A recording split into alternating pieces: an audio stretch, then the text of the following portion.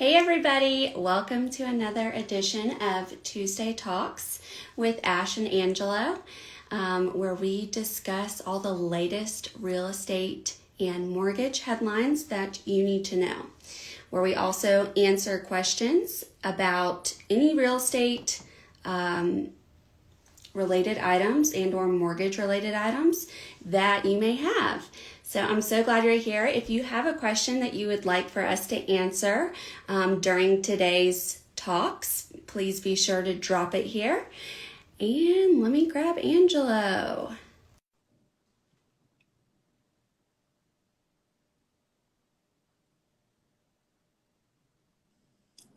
What's up, Ash? What's Hey, going on today?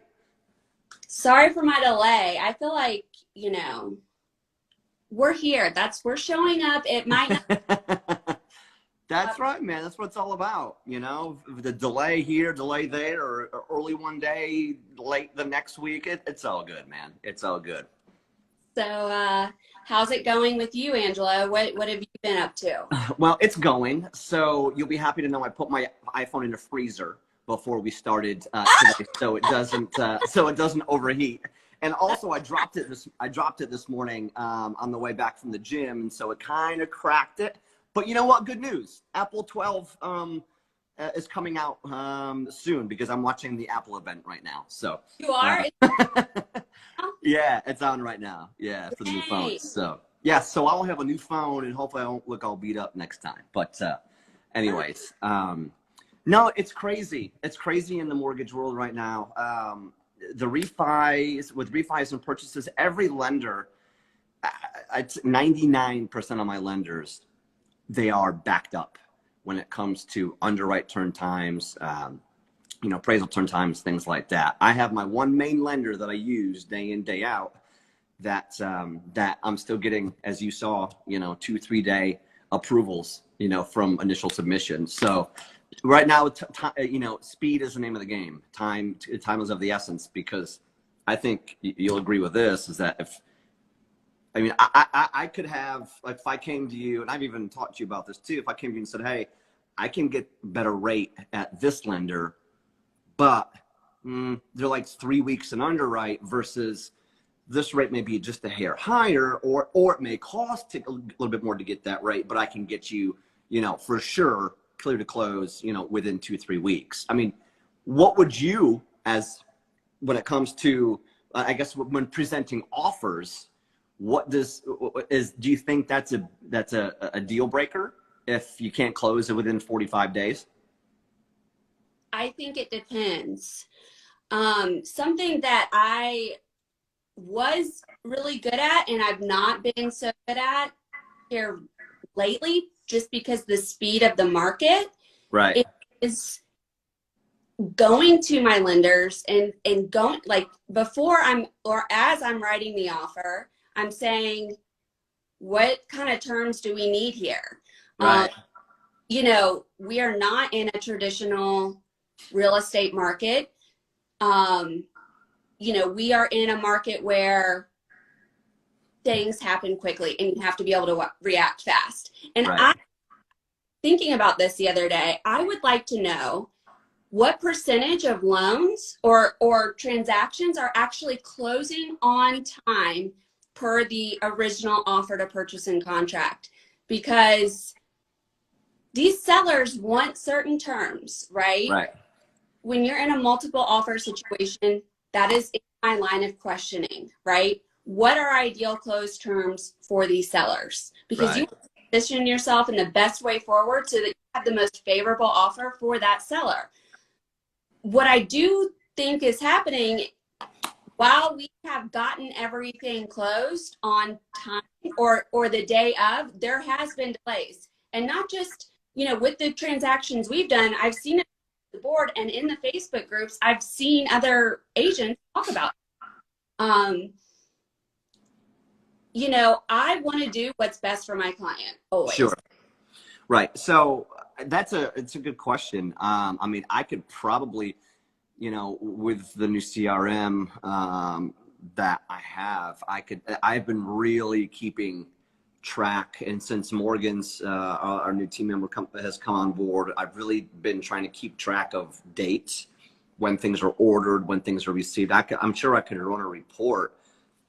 I'd have to figure out how to run that particular report, but I'm sure I could run that report to say, or just maybe look in the last, 6 months or the 3 months, what percentage. Usually with purchases with my main lender, UWM, it's like 99%. Other lenders, I'm having just there's delays just Right.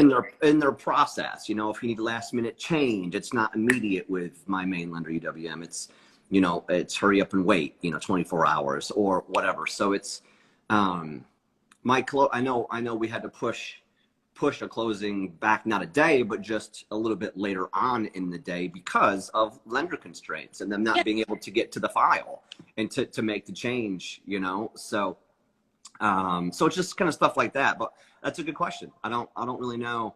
I don't even know who I guess does NAR track that?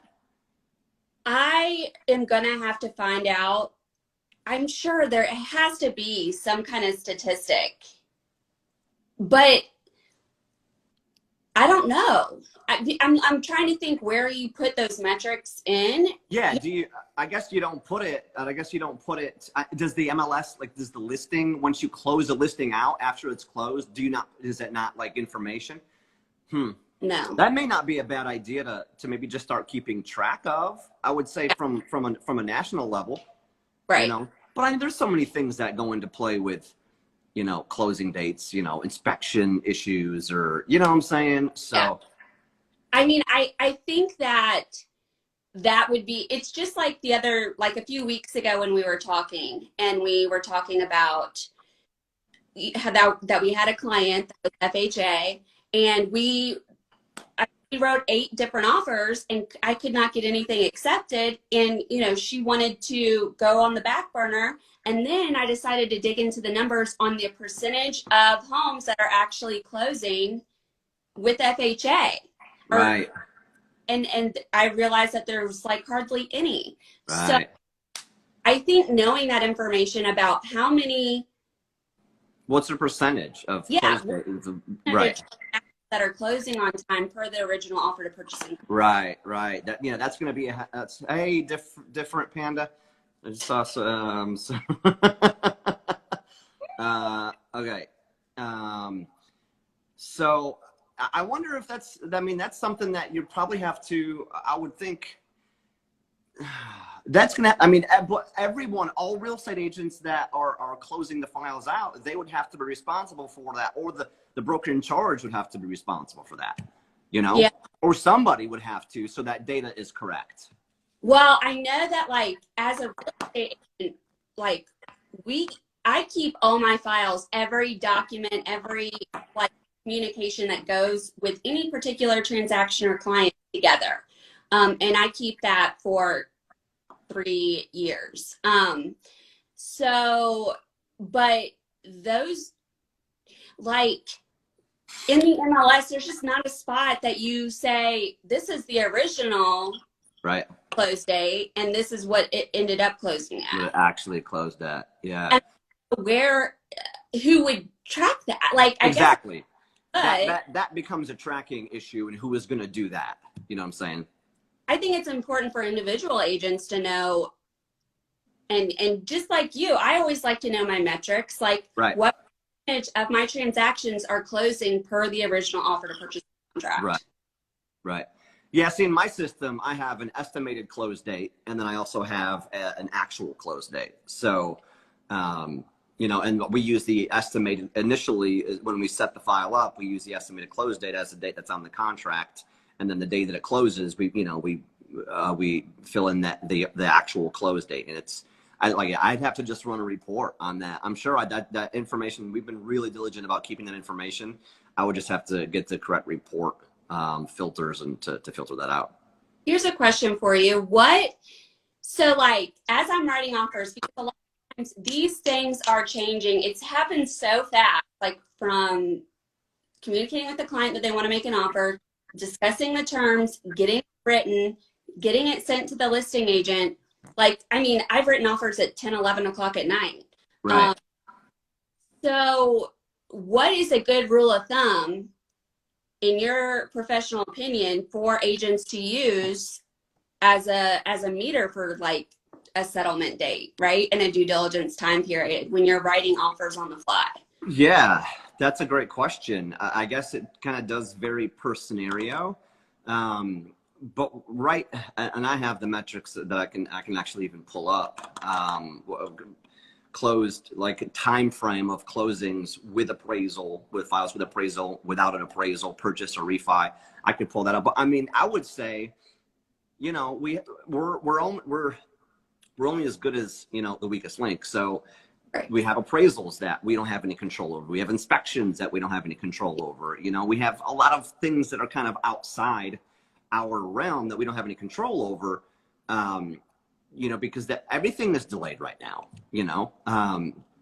But I would say 30 days. I mean, Yeah. right now, with my main lender, I could even look it up. I think it's like 18 days on average between files that are purchase and refis without appraisals, about 18 days, which is flying.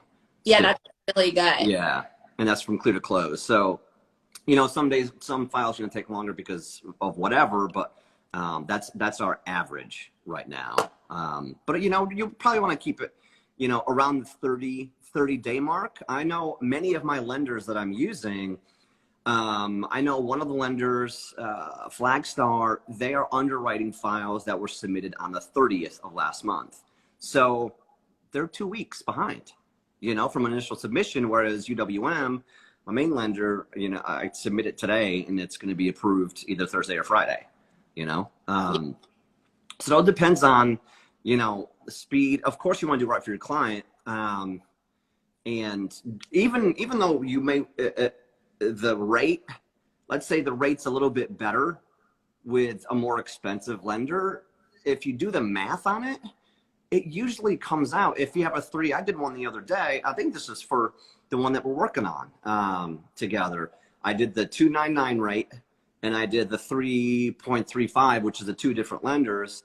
And it was more expensive to go with lender A, option A, with the lower rate, but they recoup that money in like 6.5 years. And so if you keep the loan, you know, average lifespan of a loan is 5 to 7 years. That's why I kind of did that number. But if, you know, I don't want them to have to refi. You know, I don't want to sell them a higher rate if I, you know, to whatever, just because it's a lower, it's cheaper at the time. I mean, people that are in the 2s, the rates aren't going to be getting much lower than this. So they're not going to have to refinance versus 5, 6, 7 years ago, you know, rates were in the 4s and 5s. Right. So, and then now everybody's refinancing to get out of those. So, you know, it may be a little bit more upfront, but it is way more beneficial in the long run to just pay that extra, you know, dollars. So anyways, I know I got off the beaten path about closing dates, but I'd say 30 days. And with some of my lenders, I'm 30 to 45. Yeah, I like, as a rule of thumb, I really aim for like 30 days, 35 days, like whenever I'm my clients. If I have to go below, if we need to go below 30 days to win an offer, I really, like, I won't make that commitment. Like, to me, that is a conversation where we have to bring the lender. Like, can you Absolutely.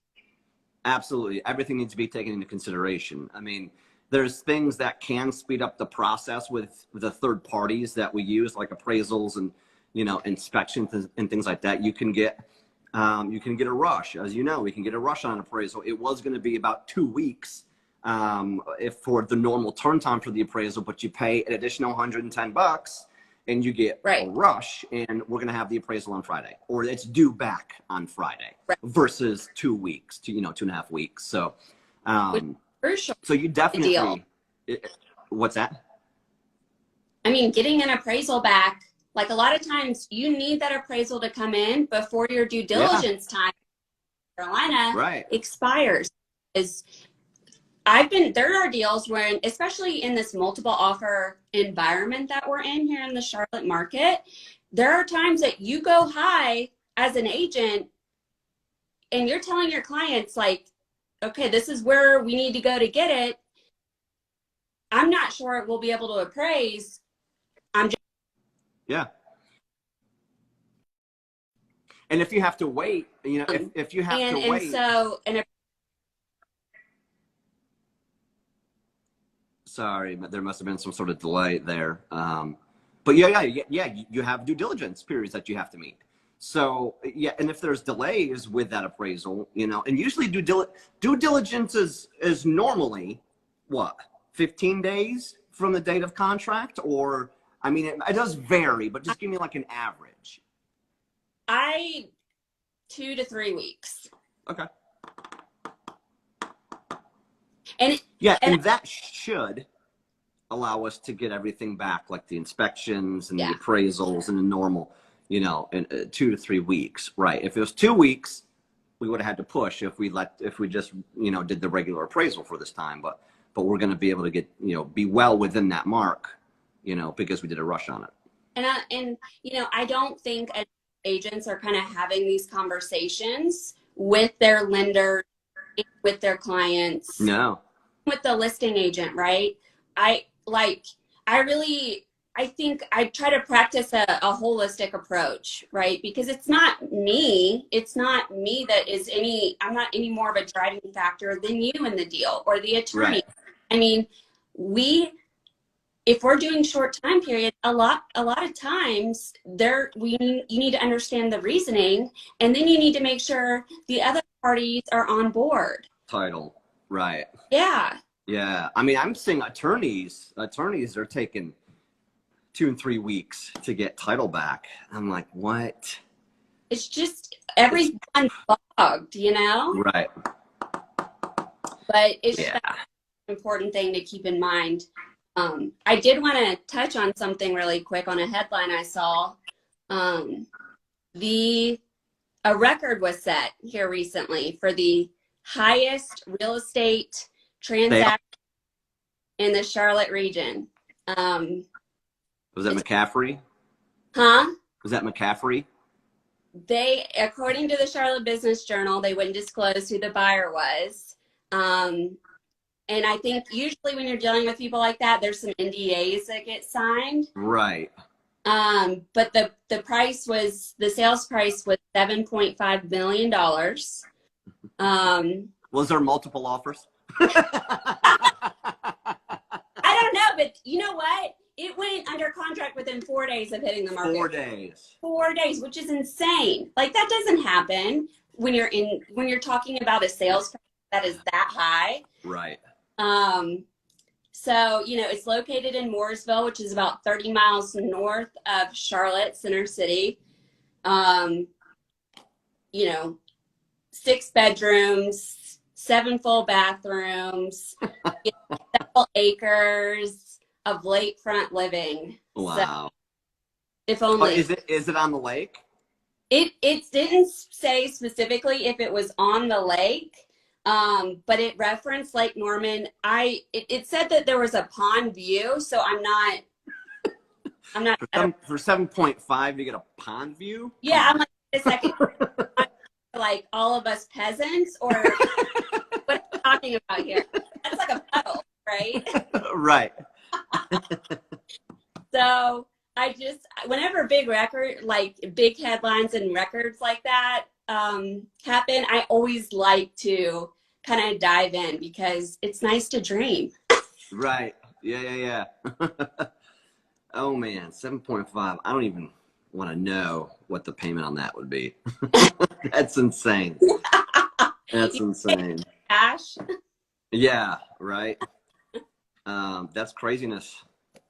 That's crazy. So what are you seeing things slow down at all from week to week here? I think that it's still elevated. You know, the stats for September came out. I think that we're seeing a delay. Like, normally we are winding down this time of year seasonally, right? You look at trends. But I think that everything seems to be holding steady, at least from what I'm looking at, from what I'm reading. What about you? How is it looking for y'all? There's, of course, there's the inventory issue that hasn't gone away, you know. Yeah.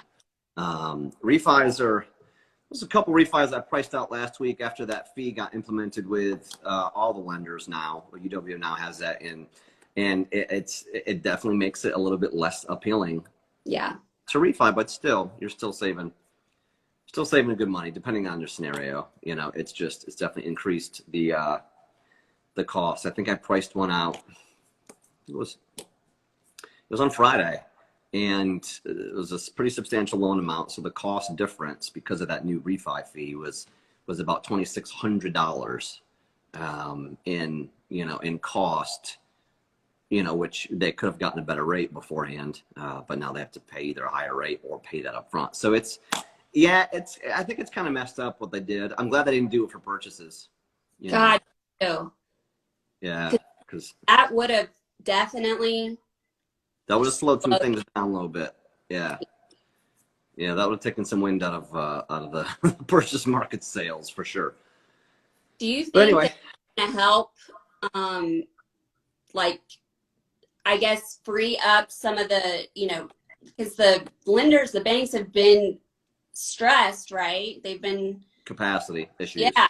Do you think it's going to help that? I do. It's going to take a minute because everybody's so backed up right now.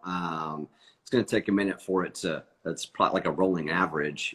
It'll take a minute for it to come around. And I'll see, how my volume goes over the next, 1 or 2 months with this new fee in here to see what deals I could potentially sell or not sell because of it, Right.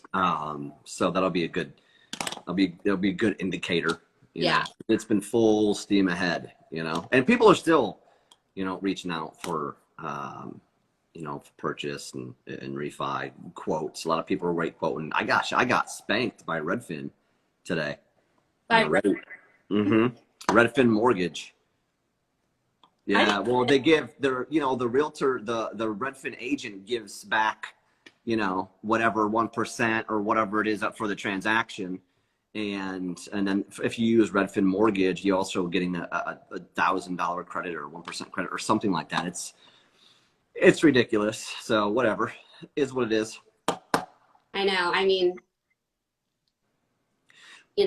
Right. But did you see? I emailed it over to you. Did you see how the iBuyer companies are getting investigated by the FTC? Yes, I did see that. What? I am glad. Because it's about time. It's about freaking time. And you know what? I make it my job when I have a client that wants to sell their house. We go to every iBuyer, and some of them, just by me, I'm their agent, right? I am representing them they have a right to a listing agent that represents them exclusively during a transaction. Good to know. And some of these companies were like, no, we don't work with listing agents. And I'm like, whoa. Whoa. That is a huge, that is a red flag. I don't understand how that could possibly be legal. Right. Yeah. Yeah. I mean, it's in essence taking money out of their pocket because they would have to pay you. So of course they're not going to want anybody else in the transaction, and they even have mortgage companies too that they're trying to open up to give the incentives. So it's like, whoa, man, whoa. I know everyone just needs to do their research. And if you have questions, please come to myself or Angelo, or make sure you have an agent or broker that is well versed in these things. Yeah. It's easy to get caught up in they'll give me back this and they'll give me back that. Right. Immediate somewhere. Right. Immediate gratification, you slow it down a little bit and let's look at all the numbers, That's right. Yeah. Well, I know we got on a little bit late, and I know I have a hard stop here at 2. Anything you want to touch on before we shove off here? I think that's everything on my end, Right. but yeah, my apologies for my us today. No, it's all good. It is all good. I came home for a late lunch. You gave me a little bit more time to get home and get something to eat before I hopped on the call. So, Which is rare. um, I know, right? But appreciate this as always. Thanks everybody for joining, and yeah, shoot us a DM if you got any questions. Ashley, Hannah, she's your girl. That's right. She's your go-to for all things real estate, and I'm gonna go-to for all things finance. So, Ashley, I'm sure we'll have something to talk about next week because we always have something to talk about. That's right. We will speak and make sure to drop us a comment if you liked it, and we'll see you next week. Rock and roll. Peace. Bye.